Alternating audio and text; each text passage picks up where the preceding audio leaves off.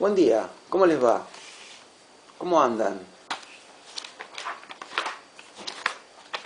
Yo ando bien, gracias. Como ven, estoy simulando la conversación, ¿no? Bueno, gente querida, vamos a continuar, ¿no es cierto? Estamos en lo que es ya la unidad 2 de la materia. Recuerden que yo les dije en la primera clase que la psicología es una disciplina que está dividida en varias escuelas. Escuelas, teorías, corrientes, llamémoslo como más nos guste. Entonces empezamos viendo lo que es, digamos, la primera en aparecer de esas corrientes, que es la psicología clásica de Wundt, ¿no es cierto? Que se originó en Alemania, que tiene como objeto de estudio los fenómenos de conciencia y como método la experimentación con aparatos y la autoobservación, también llamada introspección controlada o introspección objetiva. Yo les conté que para cuando viene el cambio de siglo, o sea, alrededor del año 1900, la psicología de Wundt ya perdió o está perdiendo ese auge que había tenido, esa popularidad de la que había gozado. Recuerden que yo les había contado que gente de otras partes de Europa viajaba a Alemania para conocer ese laboratorio y luego volver a sus ciudades y fundar en sus propias ciudades ese tipo de laboratorios, ¿no? Bueno, ok. Cuando la psicología de Wundt entra a perder, digamos, vigencia, ¿no? Aparecen otras escuelas que tratan de ocupar su lugar, Entonces, recordemos que la psicología de Wundt tiene carácter científico, ¿no? Y tiene, digamos, entrada en las universidades. Es una psicología académica. Una psicología que se enseñaba en las universidades. Entonces, cuando ese lugar queda vacante, hay otras, queda vacante porque empieza a perder vigencia. ¿Cuáles son las psicologías que tratan de ocupar ese lugar? Las escuelas que tratan de ocupar ese lugar. Dijimos que son la psicología de la Gestalt, que es alemana también, y el conductismo, que es estadounidense. Ahora, está también el psicoanálisis, que el psicoanálisis empieza muy lentamente a ganar popularidad.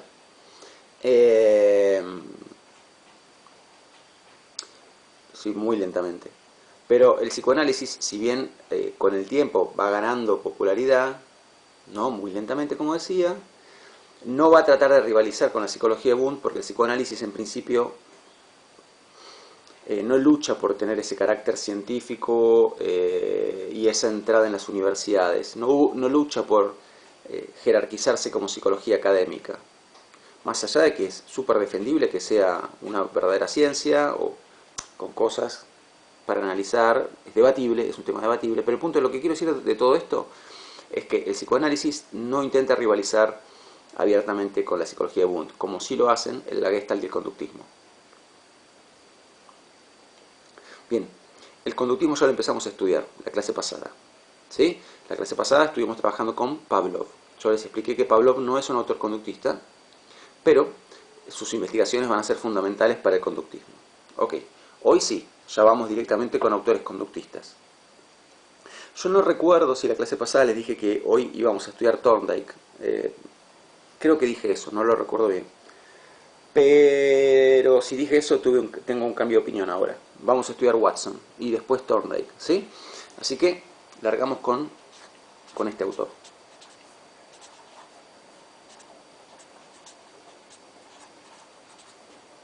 John Watson.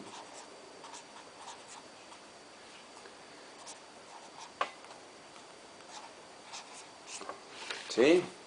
Ahí va. Recuerden ustedes que Pavlov era un fisiólogo ruso. Watson es un psicólogo estadounidense. Bueno, y Watson, ¿por qué es tan importante? Porque en general a Watson se lo considera el padre del conductismo. el padre del conductismo. El texto que vamos a trabajar de Watson es este que tengo acá. La psicología desde el punto de vista del conductista. La psicología desde el punto de vista del conductista. Que suele ser considerado algo así como el manifiesto conductista. Ahora, ¿por qué Watson escribe este texto? A ver, habitualmente este texto, que es del año 1913, decía, habitualmente se lo considera como el acta de nacimiento formal del conductismo. ¿Esto significa que el conductismo existe a partir de 1913? No. El conductismo existe desde antes. Al igual que pasa con Marx, que escribe junto con Engels el manifiesto comunista, no es que el comunismo existe a partir de que escriben el manifiesto comunista, sino que el comunismo existía desde antes, ¿no? Y en cierto momento, Marx y Engels, como representantes intelectuales del comunismo, del socialismo científico, deciden escribir ese texto para poner en limpio qué significa ser comunista y qué quieren, por qué luchan los comunistas, ¿no? Bueno, Watson está buscando algo parecido con este texto. Entonces, no es que... a ver, vamos a hacer una comparación. Naces, ¿sí? Te dan el DNI. ¿Vos existís a partir del momento en que te dan el DNI? No. Vos existís a partir del momento...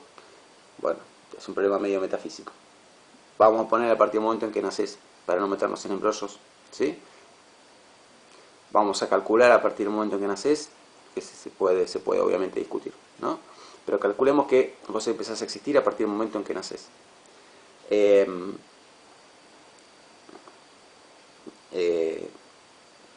Y más adelante te dan el DNI. El DNI es algo así como el reconocimiento oficial de que vos existís, ¿no? La ley te reconoce que existís oficialmente y te da un número de documento. Y te declara hijo de tal y tal persona. O el acta de tomen el DNI o el acta de nacimiento, lo que ustedes quieran. El punto es, hay un momento en que se oficializa tu existencia, ¿no? Bueno, algo así es lo que está haciendo Watson acá con el conductismo, con este texto. El conductismo existe desde antes, pero Watson lo que quiere hacer con este texto es poner en limpio en qué consiste ser conductista y cuáles son los objetivos del conductismo. ¿Está bien? Y bueno, en muchas cosas es un texto muy claro. Así que vamos a ver qué nos dice Watson. Y nos dice, desde la perspectiva del conductista, la psicología es un área experimental. Ven que ahí ya tenemos algo importante para detenernos. Nos está diciendo que la psicología es y debe ser una ciencia experimental. Experimental. Vuelvo. Desde la perspectiva del conductista, la psicología es un área experimental, puramente objetiva, de la ciencia natural. De la ciencia natural. Entonces la psicología es parte de las ciencias naturales. Recordemos que en esta época ya se hablaba de sociología, antropología y de otras varias ciencias humanas o sociales. Bueno, él dice, es una ciencia natural. O sea que su lugar no está entre esas ciencias. Su lugar está entre la física, la química, la biología. Su meta teórica, o sea, la meta teórica del conductismo, el objetivo, atención acá, atención porque esto es fuertísimo. Su meta teórica es la predicción y el control de la conducta. O sea que, ¿cuáles son los grandes objetivos del conductismo? Aprender a predecir la conducta y aprender a controlar la conducta.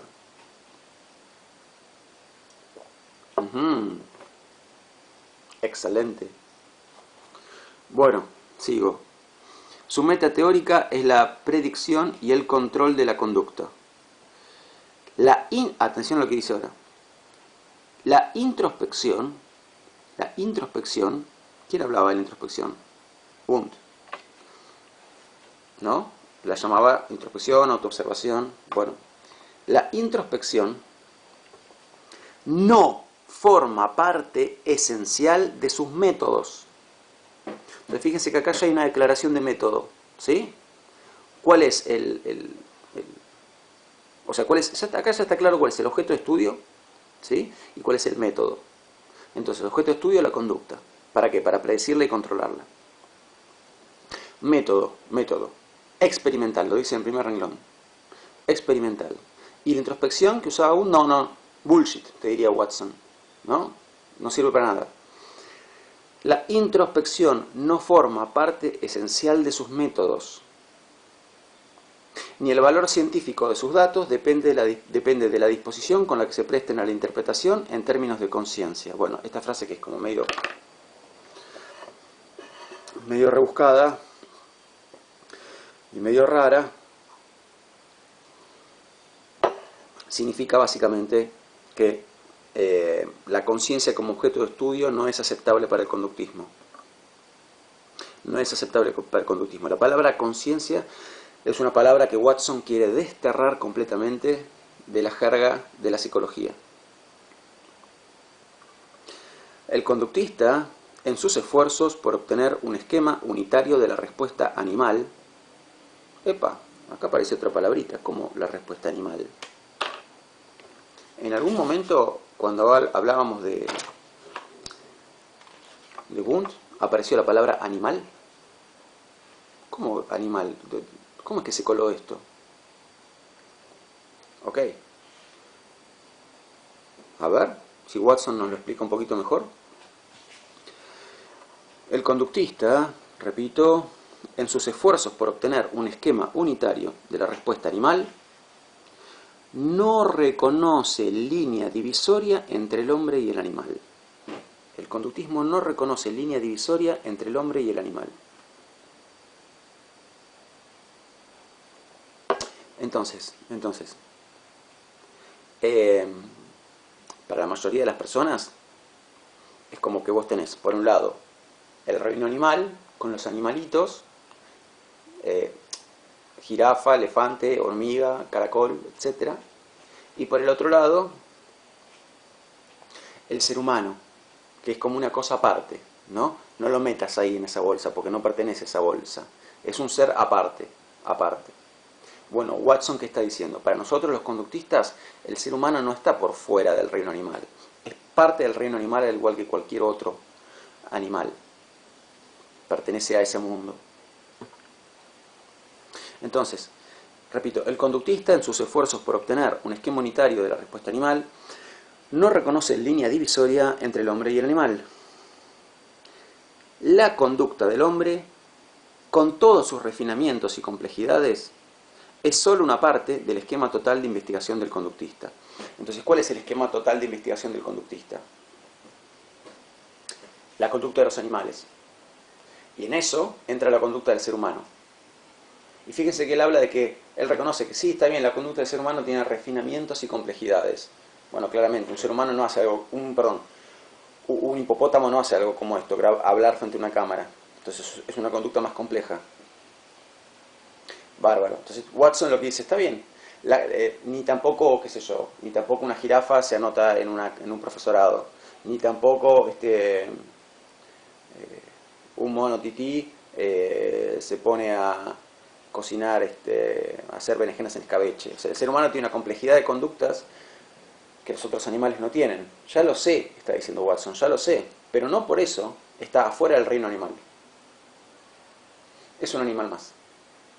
Quizás el más inteligente, bueno, puede ser, pero es un animal más. Entonces, a mí esto me gusta representarlo de la siguiente manera.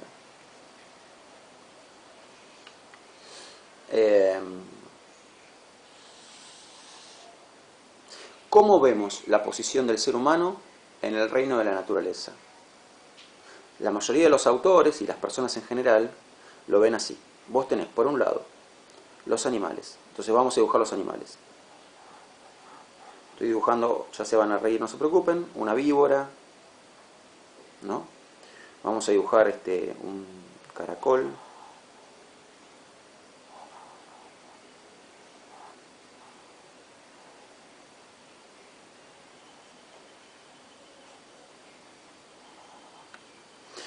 ¿Qué más? Vamos a dibujar a la jirafa.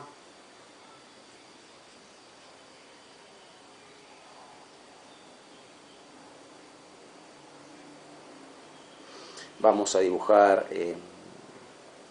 no sé, una aranita.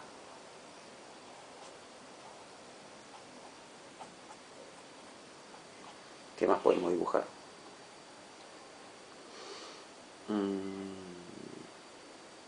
Bueno, ya 4, listo, ya tengo 4.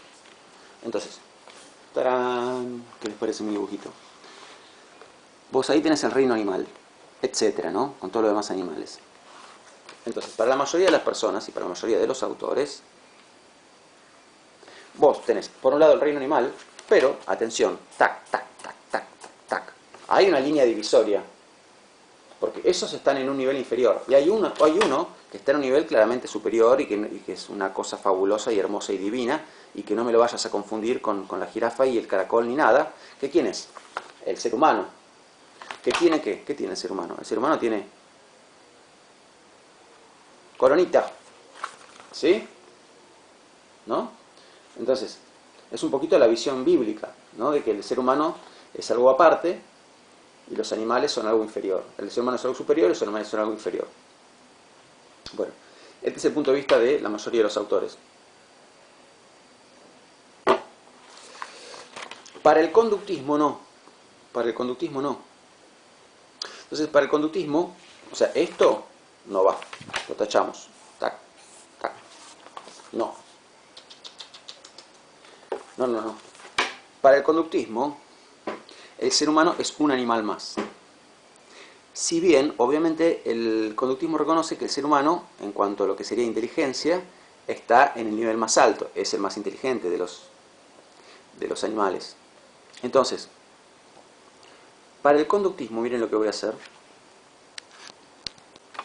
Les decía, para el conductismo, el asunto es más bien así. Ustedes imagínense que a todos los animales que existen, todas las especies de animales, moluscos, crustáceos, mamíferos, reptiles, aves, lo que se les ocurra, los ponemos en esta regla. ¿Y esta regla qué marca? Marca los niveles de inteligencia. Más vale que yo no soy biólogo como para saber qué tan inteligente es cada animal, pero básicamente, supónganse, si tomamos los 4 que están acá, más el ser humano, ¿no? ¿Qué sé yo? La aranita en inteligencia va a estar en tal nivel. Un nivel bajo, porque la verdad que el cerebro de una araña es chiquitito. Bueno, lo colocamos por ahí. Más abajo, qué sé yo, tenemos organismos unicelulares. Y tenemos eucariotas, qué sé yo. Bueno. El caracol, supóngase que es un poquito más inteligente que la araña. No tengo idea, estoy zanateando totalmente porque no soy biólogo. Bien, el caracol ocupa un lugar más alto, un poquito más alto. La víbora y un lugar un poco más alto. La jirafa un lugar todavía más alto, ¿no?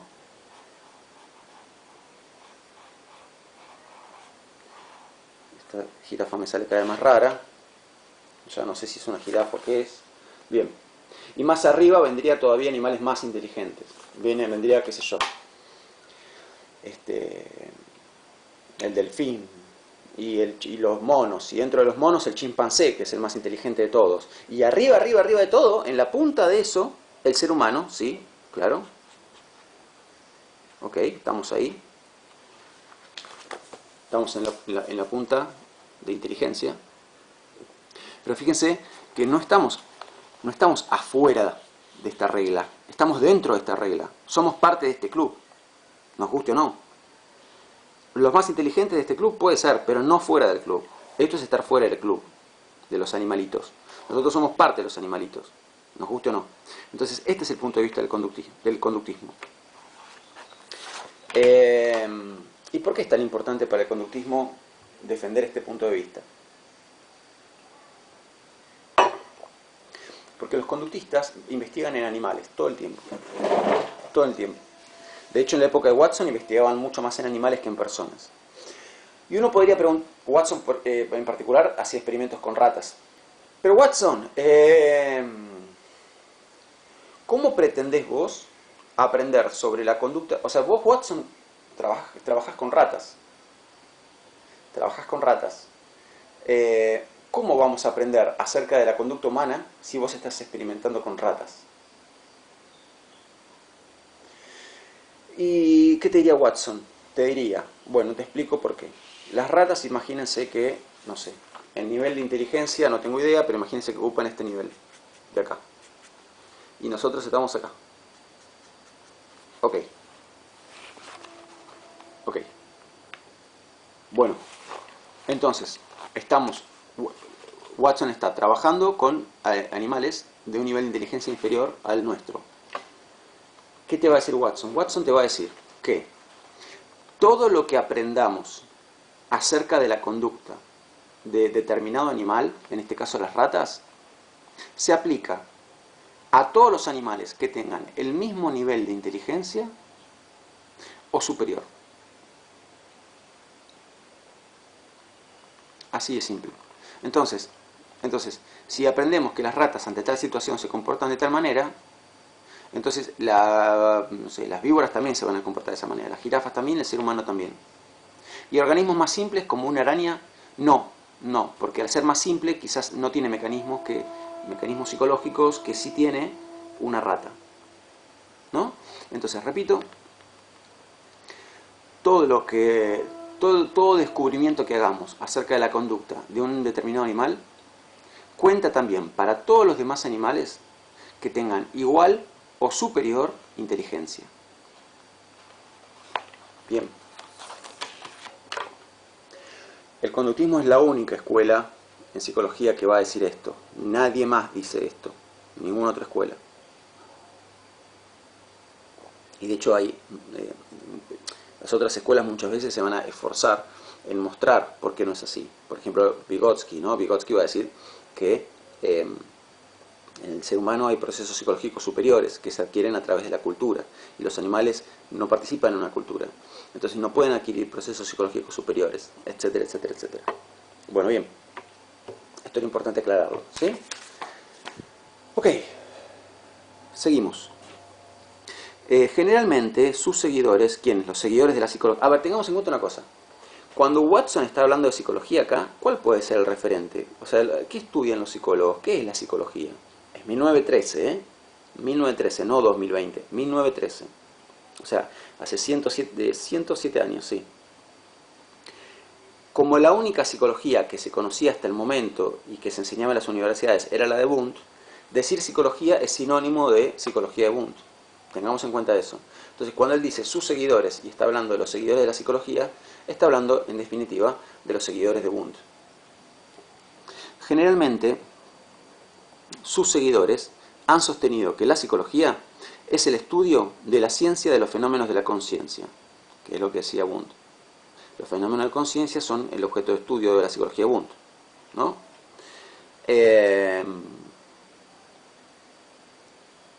Han tomado como su problema, por un lado, el análisis de los estados mentales complejos en sus constituyentes elementales. A ver, la idea sería que la mente, o sea, realiza procesos muy complejos. ¿Qué hace Wundt? Toma los constituyentes, o sea, los elementos que componen esos procesos. ¿Y cuáles eran esos elementos? La emoción, el pensamiento, la sensación, ¿no? Bueno, en fin, o sea, está queriendo criticar la psicología de Wundt. Vieron que yo les dije que la quiere desplazar, es lo que está queriendo hacer.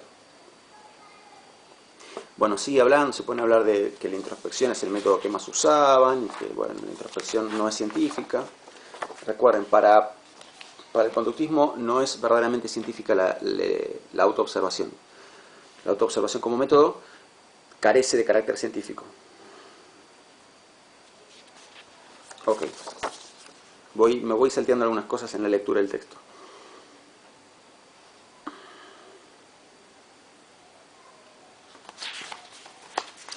Sigue criticando a Wundt.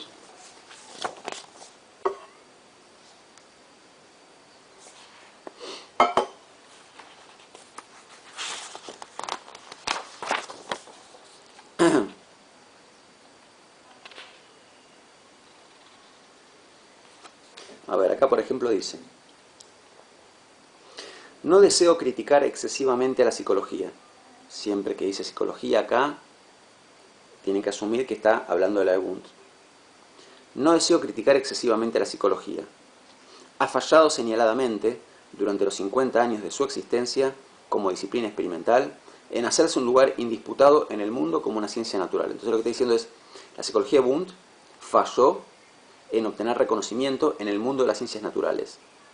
Entonces, en el mundo de las ciencias naturales, biología, química, física, etc., la psicología no logró hacerse camino, abrirse camino.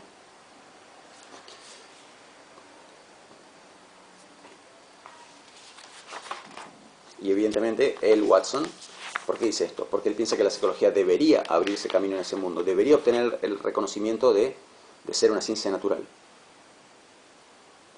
Más adelante, parece haber llegado el momento en que la psicología debe descartar toda referencia a la conciencia. Entonces, Watson se está preguntando, bueno, ¿y por qué pasó esto? Y él, en el diagnóstico que hace de la situación, él considera que hay ciertos elementos que son los que impidieron que la psicología ganara un lugar en las ciencias naturales. Y él le parece encontrar que los elementos son tomar a la conciencia como objeto de estudio y usar la introspección como método. Entonces, la psicología, para hacerse verdaderamente de un lugar en las ciencias naturales, debe descartar ese objeto de estudio, la conciencia, y descartar ese método, la introspección. Está haciendo como un diagnóstico de la situación y indicando cuáles son las cosas que tienen que cambiar para que la psicología obtenga ese reconocimiento que necesita obtener. Bueno, y él sigue en su crítica, ¿no? Dice más abajo: no hay garantía de que nos referimos a la misma cosa cuando usamos los términos vigentes en psicología. Tómese el caso de sensación. Entonces él dice, bueno, a ver, sigue en su proyecto de destruir la psicología de Wundt. Entonces él dice, bueno, tomemos un concepto importante en la psicología de Wundt: sensación. La sensación es un fenómeno de conciencia, ¿no? Entonces él lo que está queriendo decir es, todos estos fenómenos de conciencia de los que habla Wundt, la sensación, la emoción, el pensamiento, la percepción, son conceptos mucho menos claros que lo que parece. Son conceptos cuyo significado no está claro. Bueno, entonces, en todo ese párrafo se dedica a mostrar que sensación no es un término cuyo significado es unívoco, ¿no? Sino que sensación es un término cuyo significado es confuso. Lo mismo pasaría con pensamiento, emoción, etc. Y termina ese párrafo diciendo que el concepto de sensación es inútil. Y acá es como que ya se ve el espíritu yankee de Watson, ¿no? Y el espíritu yankee de Watson y el espíritu yankee del conductismo en general. Apareció acá algo interesante, que él hasta ahora no lo había dicho, que es que para él tiene que tener utilidad la psicología. La psicología debe ser útil. ¿Útil para qué? Bueno, ya lo veremos. Pero la psicología debe ser útil. Y conceptos como los de Wundt, conceptos como fenómenos de conciencia, ¿no? Que incluye sensación, percepción, emoción, pensamiento, etc., son conceptos no solamente confusos, sino además inútiles.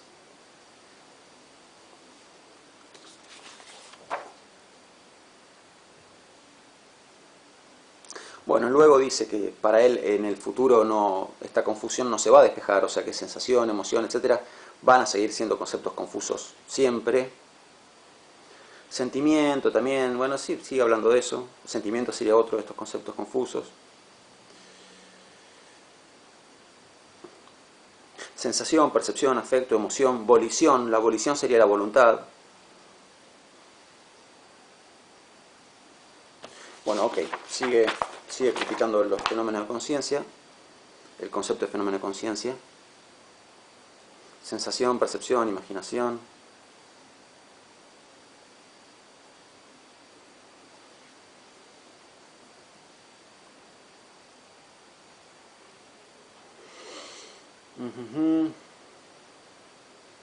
Esta es la manera en que habitualmente yo enseño este tema, ¿no? Porque este texto es tan valioso que yo prefiero dar clase con el texto acá presente. Es un texto histórico. Bueno, sigue identificando.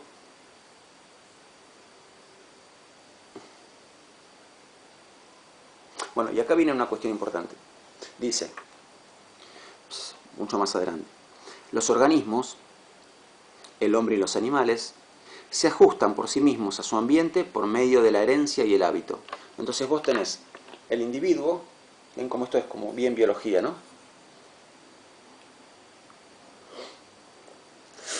Vos tenés el individuo y el ambiente que lo rodea, el entorno, ¿no? Entorno, ambiente que lo rodea. Ok. ¿Qué hacen las especies? Se ajustan a ese ambiente. Esto es Darwin. Las especies se ajustan a ese ambiente para sobrevivir, ¿no? Pero los individuos y las especies, todo el tiempo, los individuos y las especies, las dos cosas, ¿no? Todo el tiempo están dando respuesta a las demandas del entorno.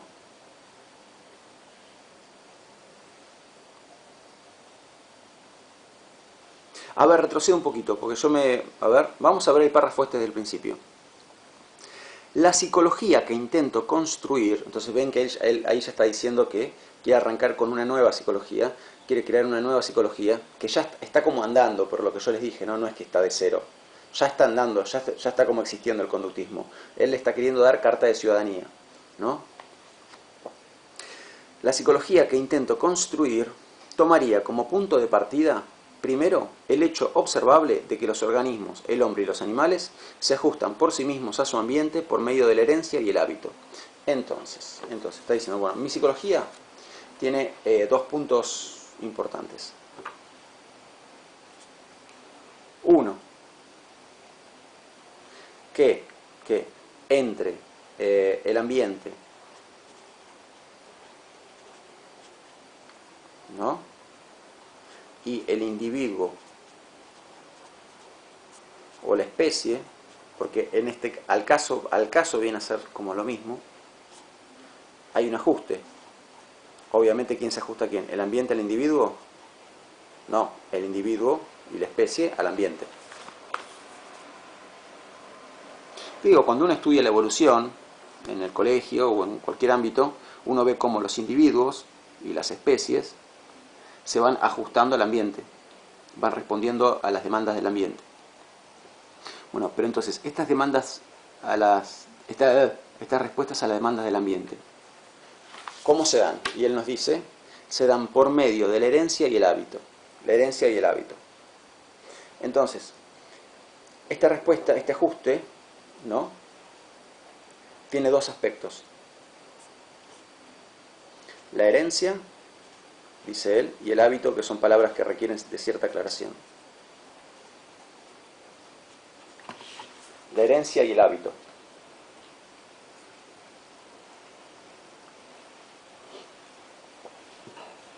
Bien, ¿qué viene a ser acá la herencia? La herencia viene a ser lo que hoy en día, siglo XXI, llamamos la genética, la carga genética. Cada especie y cada individuo tiene cierta carga genética, ¿no? Cierta carga genética. Entonces, qué sé yo, los que tenemos una carga genética ansiosa, por ejemplo, que nacimos con una carga genética de ansiedad, ante determinada cuestión, como puede ser, qué sé yo, no sé, vas a tomarte el tren y no hay trenes, y estás yendo al trabajo. Respondemos con ansiedad a eso. Otras personas responden con otra cosa. Pero el tema es que uno lleva cierta carga genética y esa carga genética te condiciona para responder de determinado modo. Yo no tengo una carga genética fóbica, por ejemplo. Entonces puedo ver bichos que no respondo no siento miedo a esos bichos. Como ananitas, por ejemplo, ¿no? O los caracoles no me dan asco. Bueno, otras personas sí.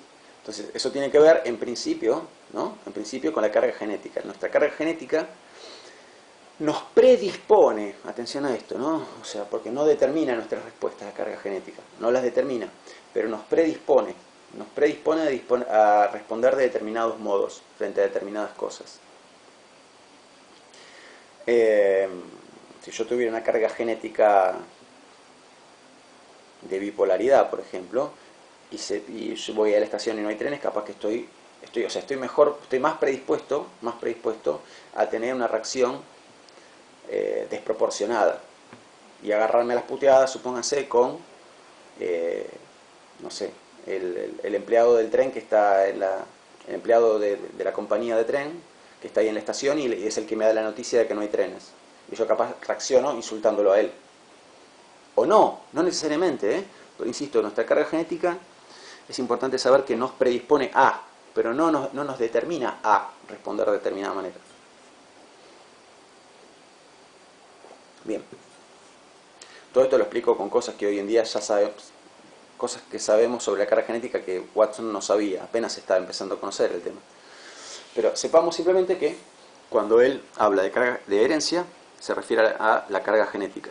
Cuando habla de hábito, se refiere a la conducta. Hábito acá significa la conducta.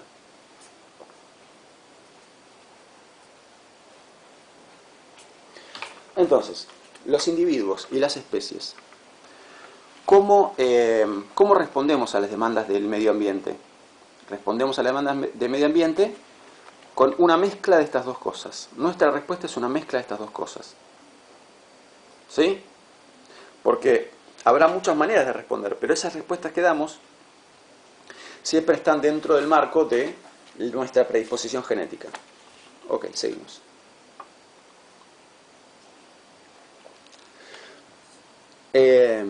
La psicología, vuelvo para atrás.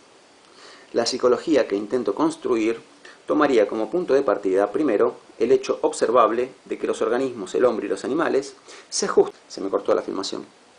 La psicología que intento construir tomaría como punto de partida, primero, el hecho observable de que los organismos, el hombre y los animales, se ajustan por sí mismos a su ambiente por medio de la herencia y el hábito. Hasta ahí lo que veníamos diciendo. Atención a lo que dice ahora. Estos ajustes, ¿no? Estos ajustes pueden ser muy adecuados o ser muy inadecuados.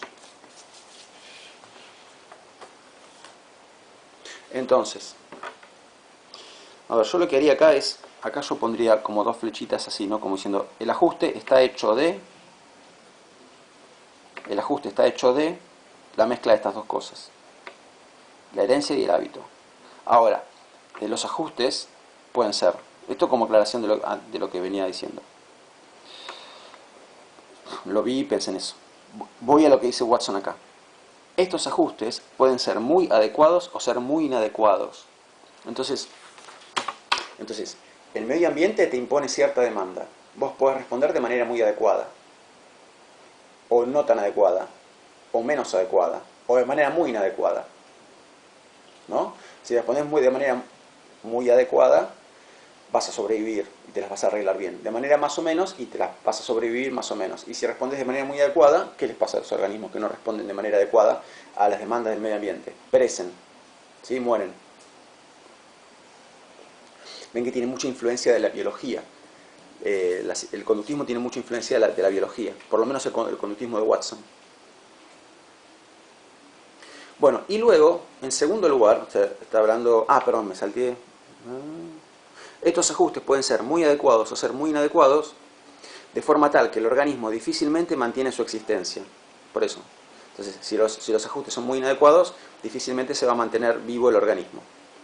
En segundo lugar, está hablando de puntos importantes, de aspectos importantes de esta nueva psicología. En segundo lugar, que ciertos estímulos llevan al organismo a realizar respuestas. Esto es fundamental.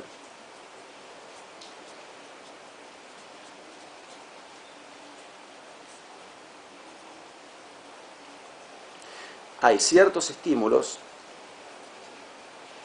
que generan ciertas respuestas en nosotros.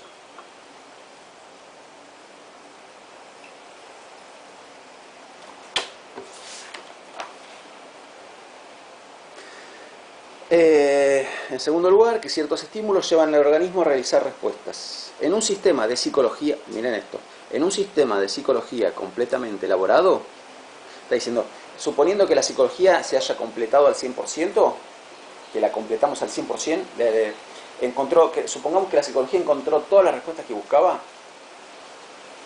¿qué pasaría? Pasaría esto, miren. En un sistema de psicología completamente elaborado, dada la respuesta, los estímulos pueden predecirse. Dados los estímulos, la respuesta puede predecirse. Entonces, ¿qué quiere hacer el conductismo?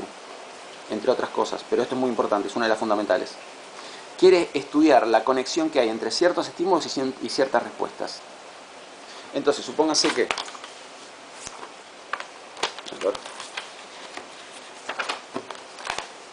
Supóngase que el conductismo descubre que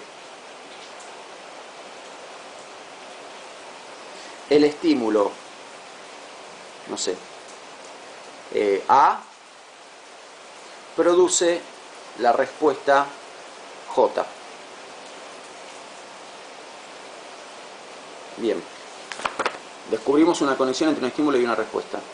Entonces, sabemos que si un organismo, sea una rata, una jirafa o una persona, recibe el estímulo A, va a dar una respuesta... Bueno, no, lo que dije recién en realidad depende de los niveles de inteligencia que yo les expliqué antes. Imagínense que estamos hablando del ser humano, solamente del ser humano, para no confundir, nada más.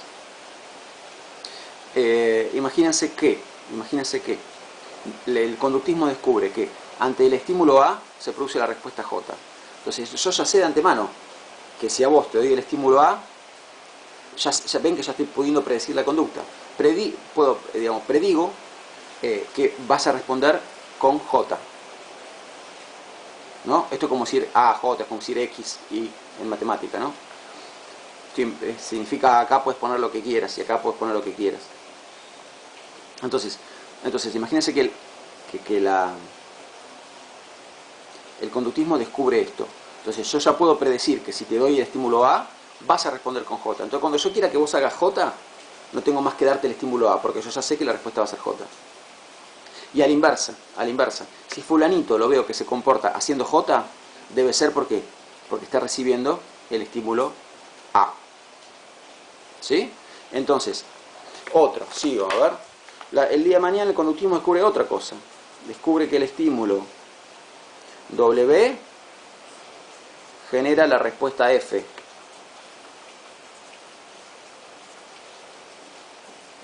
Bárbaro, ya sabemos más. Entonces, vos querés que alguien se comporte de manera F, dale estímulos W. Y si ves gente comportándose de manera F por ahí, ya sabés que es porque habrá recibido estímulos W. Entonces seguimos expandiendo, y seguimos. ¿No? Y seguimos investigando. ¿Cuál sería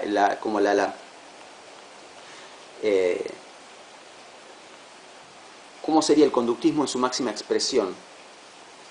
Si llegamos a lo que queremos llegar, ¿qué vamos a tener finalmente? Vamos a tener un conductismo tan elaborado, tan amplio, con tanta investigación, que sea cual sea la respuesta que vos quieras obtener en una persona, sea cual sea la conducta que vos quieras obtener en una persona o en un animal, ya vas a saber cuáles son los estímulos que le tenés que dar para que genere esa respuesta. Y a la inversa, vos querés saber por qué una persona se comporta como se comporta. Vos querés saber por qué Pablo Nieto, no sé, estudió psicología, empezó a trabajar en el profesorado, graba videos, se pone una camisa negra con rayas blancas y se pela la cabeza cada tanto. Bueno, vos ya podés saber que esas respuestas se producen cuando una persona recibe tal, cual y tal estímulo. Entonces, vos a través de los estímulos podés predecir y controlar la conducta que va a aparecer. Y la conducta de una persona se puede, a través de la conducta de una persona puedes deducir cuáles fueron los estímulos que recibió para comportarse de la manera en que se comportó. Esto cuando haya avanzado el conductismo, dice Watson, cuando hayamos descubierto todas las millones de conexiones que hay entre estímulos y respuestas. Estamos en camino de hacer eso, falta mucho, pero este es el proyecto, ¿no? Bien. Entonces dice, en un sistema de psicología completamente elaborado, dada la respuesta, los estímulos pueden predecirse. Dados los estímulos, la respuesta puede predecirse. Bien.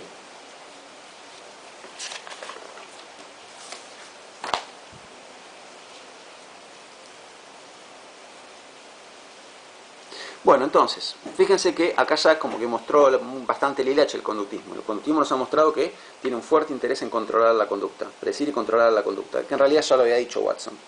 Ahora, ¿cuál es la utilidad de esto? Porque recuerden que Watson hablaba de la utilidad, la importancia de la utilidad.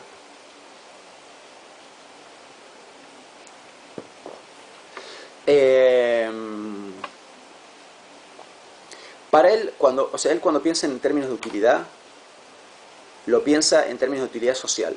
Entonces, para él, lo que se tiene que beneficiar con esto es la sociedad. La sociedad.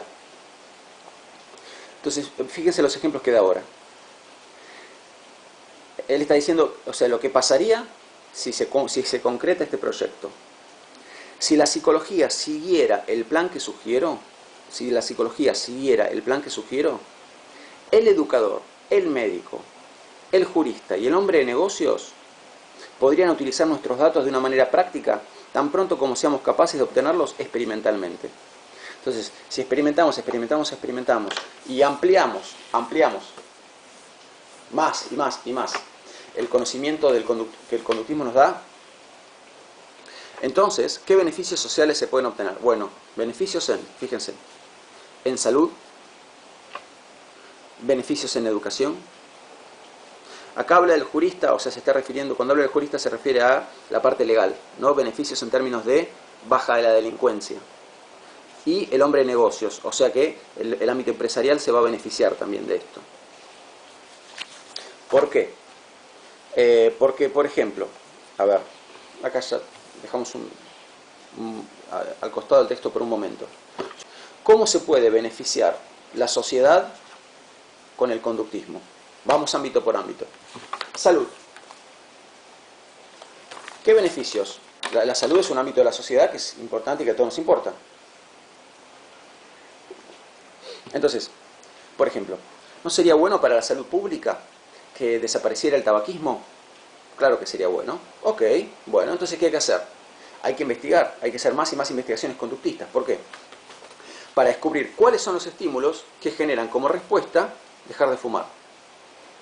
¿No sería bueno para la salud que todo el mundo hiciera ejercicio? Claro, hay que descubrir cuáles son los estímulos que generan como respuesta hacer ejercicio.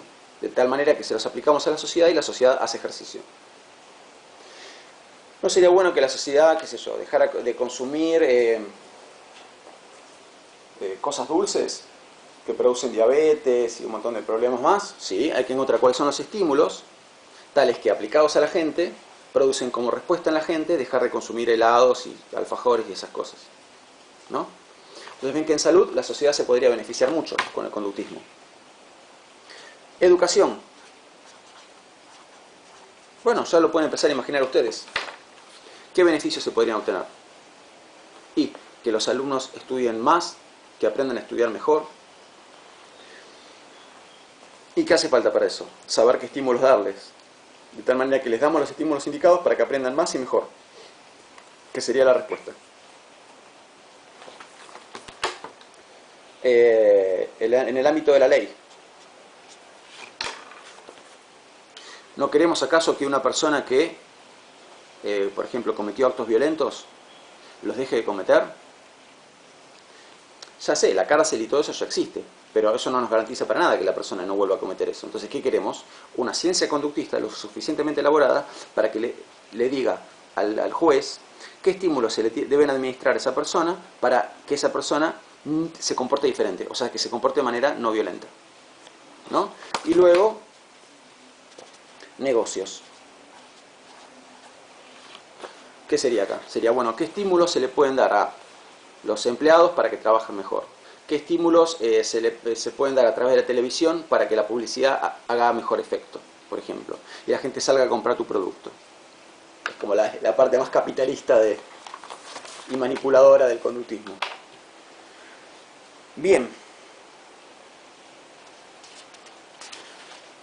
Dice, bueno, del tema de dejar que se dejen las drogas.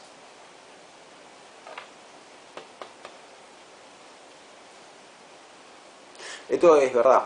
O sea, hay pocas de las teorías psicológicas que hay, de las escuelas, son muy pocas las que han logrado elaborar una psicoterapia aceptablemente eficaz para combatir la toxicomanía, la drogadicción o drogadependencia, como se lo quiera llamar. Y en general las terapias que se usan son conductistas, las pocas que dan buen resultado.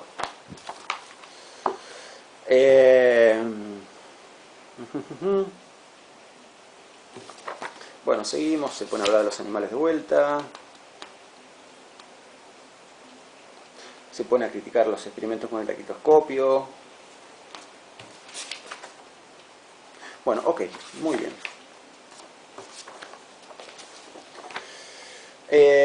Para cerrar, sepan ustedes que el conductismo en general hoy en día, digamos, el conductismo en la psicología educacional,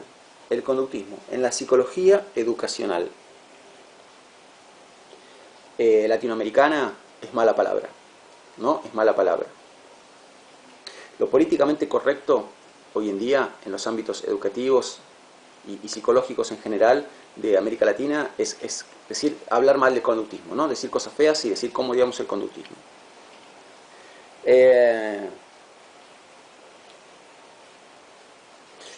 Es bastante tramposo el tema. O sea, más vale que el conductismo puede tener muchas cosas que no nos gustan, pero hay infinidad de personas que de la boca para afuera pueden criticar el conductismo, pero que después en sus vidas se comportan de manera conductista, ¿no? Entonces, yo lo que les propongo es que más que ponernos a criticar el conductismo, primero, escuchémoslo, ¿no? Estamos a mitad de camino, todavía nos falta conocer a Thorndike y a Skinner, ni siquiera a mitad de camino, todavía ni llegamos a la mitad.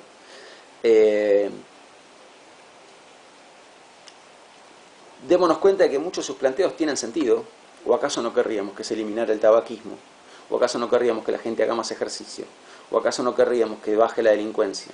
Bueno, todos querríamos eso, ¿no? Y la psicología conductista es la única que se propone deliberadamente encontrar cuál puede ser el aporte de la psicología como ciencia a la sociedad en esos aspectos. Que yo sepa, no hay otra escuela que se proponga eso. Y son objetivos que son, me parece, claramente respetables.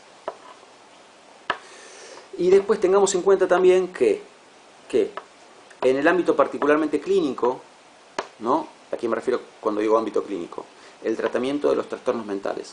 En el tratamiento de los trastornos mentales hay algunos problemas que son, como decía recién, la drogadicción, a veces algunas, bueno, no me voy a meter, pero no quiero ampliar. Sepamos que en la psicoterapia hay técnicas conductistas que producen resultados positivos, que logran cosas allí donde otras psicoterapias no logran nada, ¿no? Así que en este sentido, yo por lo menos lo que les propongo es que en mi cátedra conductismo no sea una mala palabra, ¿no? Por más que, si me preguntan a mí cuál es la teoría psicológica que más quiero, es el psicoanálisis, claramente. Pero no por eso conductismo es mala palabra para mí, ¿no? Y así que, bueno, por eso lo enseño con todo este detalle y por eso me parece que hay que saberlo bien, ¿no? Y una cosita más, después Watson, les decía, trabajó con ratas, él les hacía laberintos a las ratas y demás.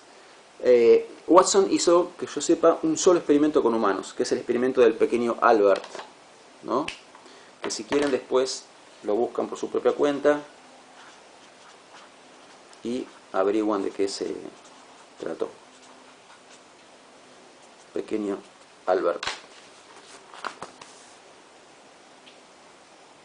¿Sí? Y otra cosa que quería decirles es que fíjense cómo Watson está muy basado en Pavlov, ¿no? Porque ¿qué descubrió Pavlov? Pavlov lo que descubrió es que si a un animal le damos determinados estímulos, le hace hacer sonar la campana antes de darle la comida, entonces la respuesta que vamos a obtener es salivación al escuchar la campana. Bueno, esto justamente es lo que Watson lo que Watson quiere aplicar, ¿no? Acá está. Ven como la base de Watson es Pavlov. El descubrimiento del reflejo condicionado en Pavlov, que es un reflejo artificialmente producido, ¿Qué logra Pavlov con el reflejo condicionado? Logra con el condicionamiento clásico. Logra manipular la conducta. Y esto es de lo que está hablando Watson. ¿Sí? De manipular la conducta. Por eso Watson está basado en Pavlov. ¿No es cierto? Bueno, esto es todo. Nos vemos la próxima. Chao, que anden bien, cuídense.